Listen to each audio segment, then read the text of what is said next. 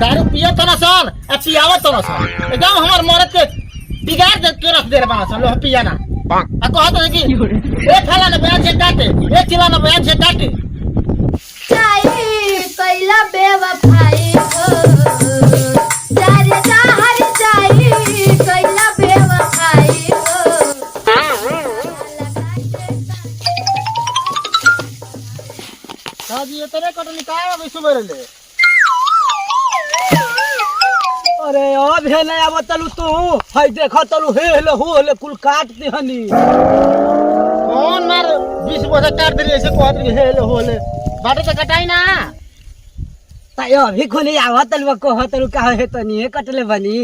हमारे कहां से लेल बनी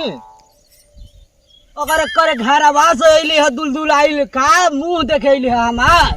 रात भर हमारे के निहार तब मुंह देखल के होत हां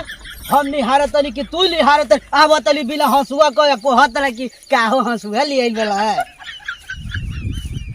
ए मर्दे कुल पाक तो गोइल बा बताओ टुनटुनवा बो से कहिए कोहने कि हमार काट दिए तरी खेतवा देख ली है अब तो खेतवे ना देखलस न कटलस बताओ दूसरा के काटत हो आ बन्नी कोही के हे दिना निबरी हो दिना निबरी आई भूख आई तो आई हमारा की कि तनी दे दही चौरा तो दे दही तन की दलिया काट देले रही तो इहो न गो रही रह देखा तनी कहाँ बिया टुनटुनवा बो अरे तब तू ही घरवा काम ना हो हां धोल माजर खियावल पियावल एगो काम ना हो घरवा अरे सुन तो टुनटुनवे का लइका हवे ना अरे तोर माई बाबू कहाँ बना तू काटो तो ना सरसों सरसों काटता ना हां बतावो कोलेरनी कि हमार काट दिया अब तक ना कटना से जाके सरसों काटता ना सो ठीक बा जा तनी कहाँ बा केकर काटता ना संजय बाबा का ठीक बा जा तनी उनका खेत ये संजय बाबा का खेत था केहर काटता ना अच्छा हो काटत या हमारा तार कटत घरा हां कुछ पानी वाली पिए के ना ले लू हो क्या पानी घरवा में का रखल बा के पानी पिए के दिए बताई का रख ले अरे कर तोरा के दुकानिया पर से गुड़वो त ले रहती दुकानिया बंद न बाटे उचल के बाजार सुबह रही ए टुनटुनवा बड़ा मालिक अरे प्रणाम सलाम अपना घरे रख ये बता कि हमार झर जे तहिया कटाई ऐसन बात बा ना कि जब हमार कर्जा ले ले वाले रुपया वापस कर का कहतनी मालिक अरे आपे का कटाई मालिक हम कहाँ कहतनी कि हम दूसरा के का काट रहा अरे तई केकर काटतलस अरे खिसी आई मत मालिक परसों फोन कईनी तो कहले कि अबे आवत तनी काटे फिर ना गोइले फिर काल फोन कईनी तो कहतले कि आज कटा जाए मालिक आ फिर आज फोन कईनी तो कहतले कि जा तनी तोहरे खेतवा पर दुनू पराने आ तूहू न गइले न इहे गइली आ इहो कहतली कि हाँ मालिक आपका आज खेतवा कटा जाई आ गही मलकार हमार मेहरुए पागल भी है हम एकरा के कहली है कि चल उनका मालिक का काट दिहल जाई रहिला बा तू यार कुछ ना हमार पैसा दस हम दूसरा के दे के कटुआ ले बुझले दोनों प्राणी हमार पैसा दस आज खेत ना कटाइल काल हमार झर जाई तो कटाई हम केहू के पैसा दे के कटवा ले सुनी पैसा वैसा के धमकी हमने के मत दी जनी कि ना काहे के मालिक से लागल बड़ी तू चुप रहा तनी बोले हमारा के देखत नहीं कि मेला वाला के दिन आइल बा तौर त्योहार का समय बा हम कह के दू मुट्ठी सरसों काट ली तो मारा के कपार पर हल्ला कोले बानी कि ए चलो काटो ए चलो काटो कहाँ काटे के बाटे कोई ले बानी हई सरसोईया तब हई काच बा हमार तो झर न जाई इतना ज्ञान नहीं खे आय हई झर जाता है वही काच बा तो चल के आज हमार खेत काट दस आ नहीं तो हमार पैसा वापस दस हम खेत कटवा ले झर जाए हमार कई लाख रुपया नुकसान हो जी तो ठीक बा रउवा कहले बा ना कटाए के पैसा देले है अरे हे टुनटुनवा के देले है टुनटुनवा के कितना तोरी पैसा जी अरे का गई रहलू गाँव में तब मलकारे से 500 रुपया लेके गोई रहनी लिया आवे तोहरा के हो दादा हाय 500 रुपया खर्च बन जी मांगे पैसा हाँ 500 रुपया कहतलू हाँ ई 500 ना दे तो तू ही 500 दो लेकिन हमारे के दो जा 500 दो जा और तो चल के हमारे खेत काट जा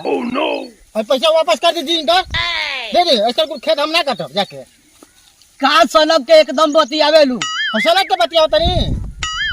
सलग के लेकू बतियावत ऐसे नहीं कुल आदमी के खेत ले जरा काटे खातिर मालिक से कैसे बात कइला जी जाने लू मालिक रोवे दिन भर मालिक मालिक आ मालिक के लेके चाटिया जो मर के तोड़ करी देख टूटना तोर मेहरारू को समझदारी नहीं खे बुझले या तो पैसा दस हमके लेट होता हम चली कि मालिक हम बस आप आज भर खाली हमके मोहल्ला दे दे बिहान है आपको हम काट हम देही, मोहलत समझ सोहलत ना देब हम मोहलत कबो ना देब चल के हमारा अबे खेत कटाई तो कटाई आ ना तो अबे पैसा चाहिए जाई खेत कलकत्ता दी जाई काल हां अरे काल काल तो आज 5 दिन ले होता हम काल काल नहीं खी जाए तो आज हमारे खेत कटाई ना तो हमके आज पैसा चाहिए आगे कब्बे के बहस कैले बनी हां हमर मर्दा आपके काम हम ना करला कबो कहले खाद मार दे कबो बिया छीड़ दे कबो हई लिया दे कबो छाटे मार दे कोई काम ना हो 500 दे रहे तो कहा के हिसाब कर दे के पैसा दो ओहो बाहर छोटी मुंह बड़ी बात ये पूछ ले है अपन आदमी ले अपन मर्द ले पूछ ले कि जब खाद मरुआईला जब पानी का मोहानी बनवाईला तब एकरा के 2 शीशी आ पा भर मुर्गा एक खियाईला अगर पूरा पैसा हम जोड़ दही तो तोहनी से देहले दियाई ना समझली अरे ये लहपियानु लायक रहता तो हम जाके कटिया करती तो हमू जाके बढ़िया से घरे आराम करती इनकरा हगल मुतल पियाला खैला से तो कोनो फुर्सते नहीं खे आई ले जा इनकरे के आ काम करवाई आ जा हमर के ता खेत कटवाई हम ना करब ले करी तोर मेहरारू भाग गई खिसिया के ना चल तू हमार खेत काट छोड़ी सरसों उगल तो गईल चल तू हमार खेत काट ठीक बा मालिकार तो के सांझ को हम 2 शीशी कटैला के बाद 2 शीशी आ पा भर मुर्गा ना आधा किलो ले लिए घरे बनवा के खा पी के अमन चैन से रहिए दारू पी के रास्ता में ना घूमल जाला ठीक ना चल घरे कटिया ले तो पैसा कोड़ खा पिए घलता अब भैया से पैसा दे तो से और ना तो काम करत हन तो तो कि नहीं हमार काट दो के काट रहा आदमी जे बुझाते कि हम लिखा जीवे ना आयो रे मां